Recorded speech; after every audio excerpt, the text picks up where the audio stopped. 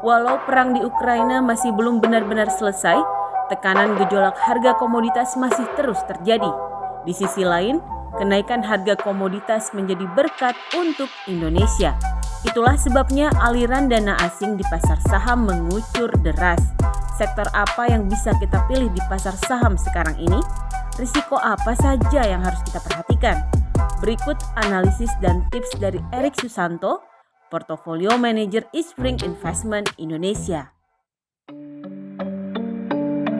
Jadi kita harus lihat bahwa tahun 2022 ini adalah tahun yang berbeda ya dari tahun 2021. Yang pertama adalah tahun ini adalah tahun normalisasi, di mana kita tahu bahwa Fed sendiri mengurangi yang namanya tapering itu sejak November dan diprediksi akan selesai di bulan Maret ya. Kemudian juga Fed diperkirakan akan mulai menaikkan suku bunganya tuh di bulan Maret, which is tanggal 15-16 minggu depan. Tadinya sekitar 50 bips, tapi sekarang karena berbagai isu jadi hanya 25 bips. Eastspring sendiri melihat bahwa tahun 2022 ini tahun dengan volatilitas. Dari awal tahun kita udah melihat Omicron dan mulai ngelihat puncaknya mulai naik. Cuman walaupun penyebarannya cukup cepat, cuman hal yang baik adalah ternyata ini dinilai less severe atau tingkat keparahannya itu tidak separah Delta. Nah, kemudian juga menyusul isu-isu lainnya, which is kita tahu ada Rusia invasi ke Ukraine. Kemudian juga kita ngelihat bahwa tahun ini juga akan ada sedikit pelemahan dari data rilis makro dari berbagai negara yang berujung pada sedikit lebih rendahnya laba perusahaan di Amerika juga mulai ya. Kita melihat tahun ini adalah tahun inflasi yang cukup tinggi ya, karena tentu saja kita juga tahu bahwa Rusia ini adalah eksportir sekaligus produser minyak dan gas terbesar di dunia. Nah, kalau saya lihat mungkin 48% minyak sama gas dari Eropa itu dari Rusia. Tentu saja kalau hubungannya semakin memanas, akhirnya Eropa kan harus mencari cara lain nih, gitu ya. Misalnya dia kembali ke batu bara. Ini yang membuat harga batu bara kembali naik. Dan bukan hanya di harga energi aja, tapi diikuti oleh harga metal seperti hard commodity. Misalnya kita lihat aluminium, nikel yang udah tembus 100.000 dan lain-lain. Harga soft commodity juga. Jadi kalau ibu yang suka belanja ke pasar itu misalnya harga minyak goreng itu udah gila sekarang, bahkan sampai sempat langka, betul kan? Kemudian juga harga daging sapi udah naik sekitar 30%, bahkan daging ayam pun mulai menyusul karena tentu saja sebagai substitusi ya, yang satu naik, yang satu harus naik juga karena demand-nya akan lari ke sana. Jadi saya bilang 3 hal yang berbeda di tahun 2022. Saya ulang, tahun ini adalah tahun normalisasi. Yang kedua adalah tahun ini penuh dengan volatilitas. Ketiga adalah tahun ini adalah tahun inflasi ya saya.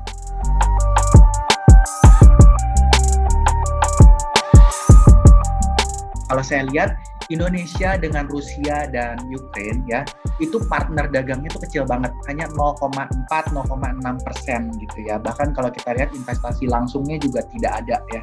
Dampak secara langsungnya hampir tidak ada. Cuman yang perlu dikhawatirkan adalah dampak secara tidak langsung atau indirect impact gitu. Karena kita tahu bahwa pasti ada contagion, pasti ada spillover effect gitu. Karena kita tahu bahwa ekonomi dunia ini tuh intercorrelated, jadi saling terhubung satu sama lain, dan market ini berkorelasi satu sama lainnya gitu. Jadi kalau satu turun, mungkin satu juga akan ikutan turun karena risknya meningkat semua. Kalau dari segi impact perangnya antara Rusia dan Ukraine, yang pertama dampaknya itu pasti ke inflasi ya saya lihat, karena sekarang kan kita melihat ada kenaikan harga energi, komoditas baik hard dan soft commodity ya. Nah, saya ngelihat bahwa inflasi di Indonesia ini juga mulai akan naik ya. Cuman stance dari BI, kita terus pegang terus omongan BI bahwa dia terus akan menjaga suku bunga di tingkat level sekarang sampai inflasinya naik. Artinya dia akan mendukung pertumbuhan ekonomi nih. Gitu.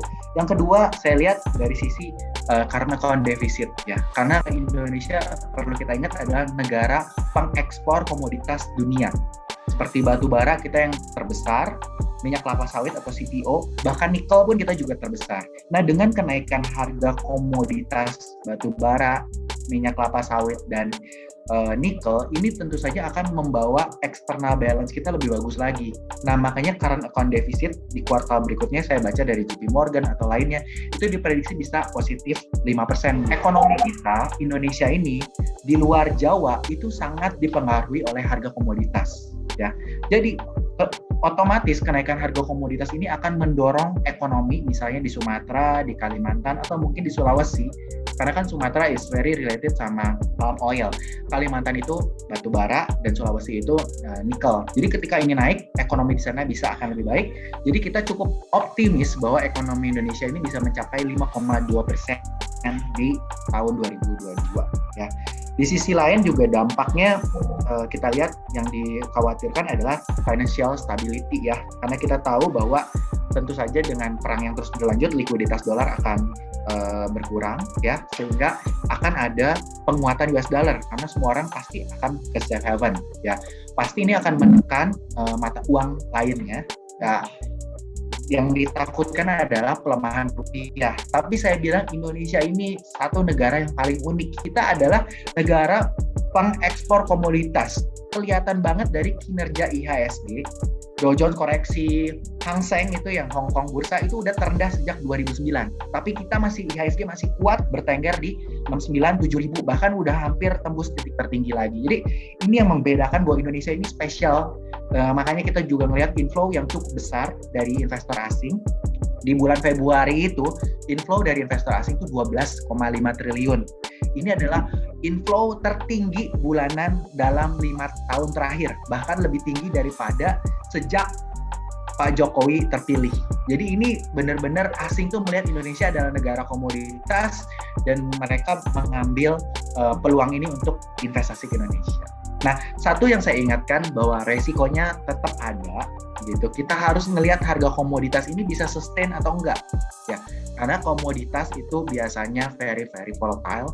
Hari ini naik, besok bisa turun lagi. Atau misalnya perangnya tiba-tiba selesai, bisa jadi komoditas juga turun. Jadi ini resiko buat ekonomi kita.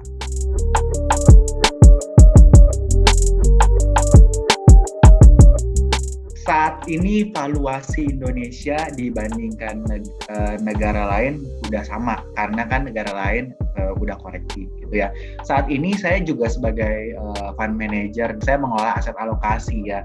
Saat ini kita masih overweight di equity gitu ya. Jadi kita tidak mau worry tiba-tiba saya jual semuanya gitu karena ngelihat di luar udah turun gitu. Saya ngelihat ini peluang yang bagus.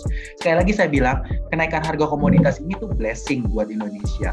Ekonomi kita akan bagus di tahun ini kalau harga komoditas ini bisa istilahnya ya mungkin akan turun, tapi nggak akan sampai turun sampai sebelum perang. Saya yakin pasti masih akan cukup tinggi dibanding sebelumnya. Jadi kita sih masih akan optimis di mana laba perusahaan diprediksi bisa tumbuh 15% di tahun ini.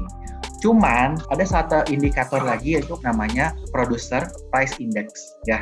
Ini adalah inflasi untuk produser. Kalau CPI kan Consumer Price Index ya, inflasi untuk konsumen. Nah, sekarang itu masalahnya PPI lebih tinggi daripada CPI. Artinya perusahaan itu mengalami tekanan dari kenaikan harga bahan baku.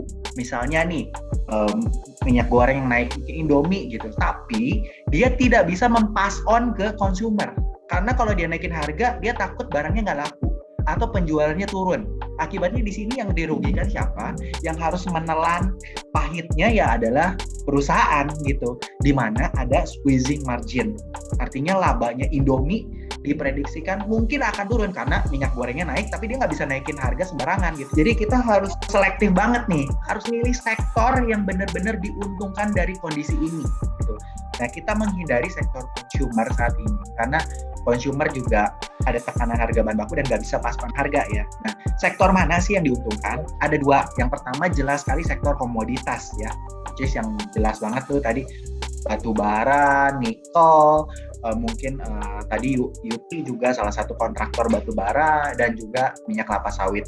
Tapi bukan di bimolinya ya, bukan di SIMP kalau sahamnya. Kita lebih suka yang realnya yaitu ya yang punya pohon kelapa sawitnya sendiri gitu. Misalnya kayak Astra Agro Lestari atau Elsip gitu, London Sumatera gitu, bukan di produsen minyak goreng karena yang produsen minyak goreng dia akan terkikis, dia susah juga jualannya. Yang kedua, sektor mana sih yang diuntungkan dengan kondisi ini?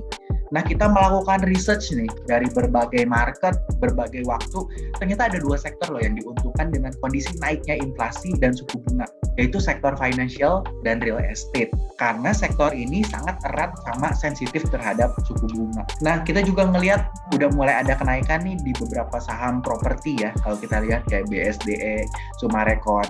Di sisi lain juga kita lihat orang udah nggak terlalu fokus sama COVID. Bahkan kita lihat pemerintah sudah melakukan relaksasi besar-besaran. Kalau ke Bali udah nggak perlu lagi pakai PCR, antigen gitu. Bahkan negara-negara lain bilang COVID ini Singapura udah endemi. Ya saya ngelihat sekarang lebih berfokus inflasi ini gimana gitu. Karena negara miskin gitu ya atau yang susah ini akan terkena dampaknya dari kenaikan harga bahan baku atau komoditas ini sih terhadap ekonomi mereka.